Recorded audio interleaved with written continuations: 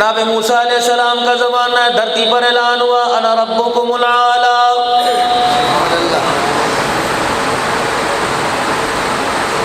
خدا کے پیغمبر کی ٹکر ہی ایسے شخص کے ساتھ ہوئی جس نے زمین پر خدائی کا دعویٰ کیا اور کہنے لگا سب سے بڑا رب میں ہوں۔ موسیٰ اسے سمجھا لے، میری غیرت کو جلال آ گیا، زمین پر اس کا میں بوٹی نہیں چھوڑوں گا، اس کا نام و نشان نہیں چھوڑوں گا۔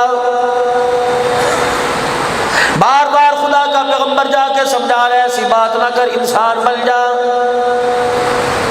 لیکن جب انسانیت اندر سے نکل گئی، پروردگار عالم کا عذاب آیا، اپنی مخلوق میں اعلان کیا بتاؤ کون ہے اس کا مقابلہ کرے۔ اللہ اکبر، ساری مخلوق میں ایک پانی کی مخلوق بولی یا اللہ کنارے پہ لا کے کھڑا کر دے، اتنے غوطے دوں گا چھٹی کا دودھ یاد آ جائے گا، ایسی لہروں میں لپیٹ کے لاؤں گا۔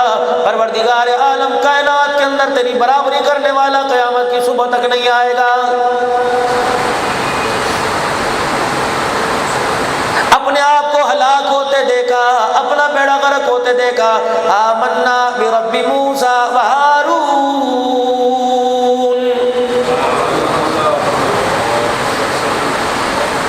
وہی مثال فرعون کی، چھاتی میں خدا یاد نہیں آتا، پیسے گنتے ہوئے خدا یاد نہیں آتا، ریل پھیل ہو جائے خدا یاد نہیں آتا، یار کی یاری میں خدا یاد نہیں آتا، بیوی کے ساتھ بیٹھے خدا یاد نہیں آتا، دکان کے غلے پر بیٹھ کے خدا یاد نہیں آتا، تجارت کرتے ہوئے خدا یاد نہیں آتا، دو نمبری کرتے ہوئے خدا یاد نہیں آتا۔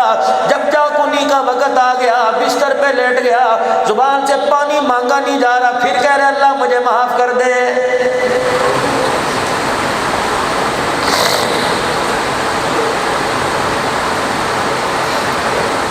زکوٰۃ کا مسئلہ تو علماء اکرام سے پوچھا، روزہ ٹوٹنے کا مسئلہ علماء اکرام سے پوچھا، نماز میں غلطی ہو جائے سجدہ صاحب کا مسئلہ علماء اکرام سے پوچھا، میرے عزیزوں بیماریاں آ جائے دوائی لینے کا مسئلہ علماء اکرام سے پوچھا۔ فرمایا دوائی لینے سے پہلے 7 سنت امام الانبیاء کی جن کو زندہ کرو۔ فرمایا اگر تمہارے پر بیماری آ گئی وضو کر لو، بیماری آ گئی 2 رکعت صلاۃ الحاجت پڑھ لو، بیماری آ گئی اللہ سے دعا کر لو، بیماری آ گئی صدقہ کرو۔ 2-3 باتوں کے بعد فرمایا پھر 7واں درجہ ہے، پھر سنت سمجھ کر اپنا ڈاکٹر سے علاج کرا لو۔ حدیث پاک میں آیا 2 رکعت صلاۃ الحاجات اتنا بڑا ہتھیار ہے، بندے کا مصلی پہ کھڑے ہونا کام ہے، پروردگار عالم کا صلاۃ الحاجات کے نفلوں کے سلام پھیرنے سے پہلے مسئلوں کا حل کر دینا کام ہے۔ سبحان اللہ، نعرہ تکبیر، تاجدار ختم نبوت، ختم نبوت، ماشاءاللہ۔ ظہر کی نماز کے بعد تمہیں اجازت دے کے جا رہا ہوں، اجازت کیا تو آپ لوگ پڑھے لکھے لوگ ہو، ظہر کی نماز کے بعد جن نمازوں کے بعد نفل پڑھ سکتے ہیں میرے عزیزم، ظہر کے بعد 2 رکعت صلاۃ الحاجت پڑھا کرو، مغرب کی نماز کے بعد 2 رکعت صلاۃ الحاجت پڑھا کرو، عشاء کی نماز کے بعد 2 صلاۃ الحاجت پڑھا کرو۔ سال سے جو کام بگڑے پڑے خدا پاک کی قسم ہے ان 2 رکعت کے سجدوں کی برکت سے اللہ وہ کام صحیح فرما دے گا۔ مولوی جی میری امی کا انتقال ہو گیا، میرے ابو جان کا انتقال ہو گیا، مجھے کوئی ایسا عمل بتاؤ۔ میں نے کہا مدرسے کے بچے بلوا لے، 5-4 کلو چاول بنوا لے، 1.5-2 کلو چنے ڈلوا کے ماں باپ کے سالے ثواب کا پروگرام کروا لے۔ کہنے لگا مولانا 1.5-2 کلو تو چنے دور کی بات ہے، پائیا لیتے ہوئے جان نکلتی ہے۔ مولانا ریڈی لگا کے سارا دن کھڑا رہتا ہوں، بڑی دکانوں پہ لوگ جاتے ہیں، چھوٹی دکان پر بھی وہی سودا ملتا ہے، لینے کو تیار نہیں۔ جنگ والوں میں آپ کو مشورہ دے کے جاؤں گا، کام آئے گا۔ بڑی دکان پر جانے سے پہلے ایسی ریڈی والے کو تلاش کیا کرو جو پکا بھی نہ جل سکے، بڑا کمزور ہو۔ خدا پاک کی قسم ہے اگر 2 کلو فروٹ لینا ہو تو 1.5 کلو بڑی دکان سے لے لو، آدھا کلو چھوٹی دکان سے لے لو، تو آدھا کلو سودا لے کے جانا جائے گا، پیسے اس کے جیب میں آئیں گے، کیا پتا تیرے دیے ہوئے پیسے سے آٹا لے کے گھر میں چلا جائے، اس کے بچوں کے لیے روٹی پک گئی، گزارا ہو جائے گا۔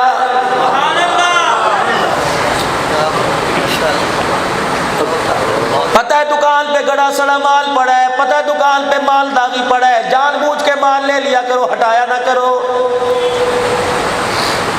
گھر میں بھی تو جا کے پھینکو گے، گھر میں بھی تو جا کے سڑا رہے گا۔ اس کی دل جوئی کے لیے اس کا خام مال لے لیا کرو۔ اور اللہ کے نیک بندوں کتنے کا دے دے گا، 50 روپے کا، 60 روپے کا، جانوروں کو ڈال اوجلوں کے پرندوں کو ڈال دینا، تیرا 50 روپیہ غریب کی جیب میں چلا گیا، وہ 1 کلو آلو لے کے گھر چلا گیا، ہنڈیا پکی، دسترخوان پہ غریب کے بچوں نے بیٹھ کے کھایا، پیٹ بھرا، ڈکاریں آنی شروع ہو گئی، خدائے پاک کی قسم ہے دعا کے لیے کہنا نہ پڑے گا، پیٹ بھر کر یتیموں غریبوں کے چہرے پہ مسکراہٹ آئی، عرش والا تیرے میرے سے راضی ہو جائے گا۔ احساس ختم ہوا، پڑا اور کچھ بھی نہیں ہوا، سب کچھ اللہ کا شکر ہے، احساس مر گیا، ایک دوسرے کی کیفیت کو سمجھنے کی صلاحیت ہمارے اندر ختم ہو۔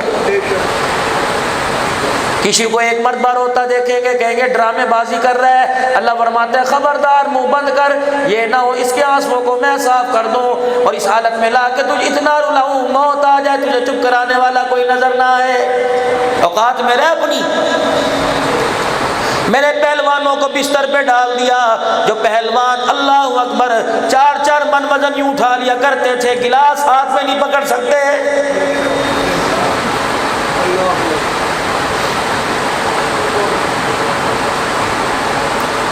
سرور کونین امام الانبیاء محبوب کبریا مدنی کریم علیہ السلام کی آپ دعا کو سنیں، خدا کی قسم رونگٹے کھڑے ہو جائیں گے۔ میرے سے پوچھو، میری خواہش یہ ہے میرا مکان بن جائے سوسائٹی میں، مکان کہاں بناؤ گے؟ غریب سے غریب تر، امیر سے امیر تر سے پوچھ لو مکان کہاں بناؤ گے؟ 4 بنیادی خواہشیں ظاہر کرے گا، مکان وہاں بنے جہاں مین روڈ قریب ہو، مکان وہاں بنے جہاں اسپتال ہو، مکان وہاں بنے جہاں اسکول ہو، مکان وہاں بنے جہاں پارک ہو، کشادہ مال۔ اللہ کے علماء اکرام نے فرمایا اللہ تمہیں مکان بنانے کے لیے پیسہ دے، ایسی جگہ مکان بنائیو جہاں قرآن کا ادارہ ہو، ایسی جگہ مکان بنائیو جہاں کوئی اللہ والا رہتا ہو، ایسی جگہ مکان بنائیو تیرے محلے میں تیرے مکان کے پاس اللہ کا گھر ہو، تاکہ دنیا میں بھی اللہ کا پڑوسی بن جائے، مرنے کے بعد بھی اللہ کا پڑوسی بن جائے۔ اللہ مکان کہاں بناؤں گا؟ جہاں میرا گھر ہو۔ یا اللہ پھر کیا کروں؟ میرے نبی نے اعلان فرمایا جس کا مفہوم ہے اپنا مکان بنانے وقت دروازوں کا خیال کریو، کھڑکیوں کا خیال کرنا، روشن دان کا خیال کرنا۔ کملی والے سے کیا ہوگا؟ فرمایا جس طرح مسجد کا دروازہ مکان کا دروازہ اسی طرف رکھیو، کھڑکی روشن دان رکھیو، 5 وقت اذان آئے گی، اذان کے وقت گھر کی کھڑکیاں کھول دیو، جہاں جہاں تک اذان کی آواز آئے گی اللہ ساری نحوستوں کو وہاں سے بھگا دے گا۔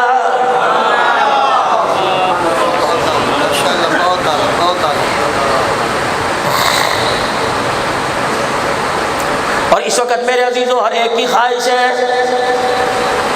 یار میں کچھ نہیں چاہتا اپنے بچوں کے لیے چلو چھت بنا کے چلا جاؤں، سکون سے رہیں گے، چلو اتنا تو کر کے چلا جاؤں میرے بچے در در کی ٹھوکریں نہ کھائیں۔